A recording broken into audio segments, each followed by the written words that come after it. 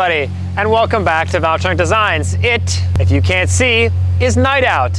And this is probably the only SVJ or Ultimae in the world that you can actually hear with a full exhaust. That's because the valves are closed. Valvetronic flexibility. Welcome back, everybody, because it's night shoot time with this Ultimae. Full exhaust, we have our free flow pipes, it's got our valve rear section, incredible gold set of tips, the valve controller installed, and the customer who purchased this vehicle and this exhaust, he set us out with one goal. He said, I want all the F1, all the incredible sound that comes out of the Gentani cars, but I want to have valves and I want to have that flexibility. That's what we've delivered, and we're going to showcase all the amped, exciting moments for you guys tonight.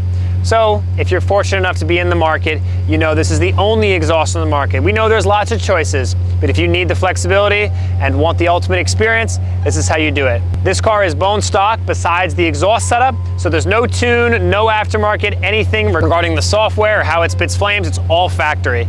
Just the exhaust to crank up the excitement and the noise, and we're going to show you guys a bunch of good clips. Let's get to it.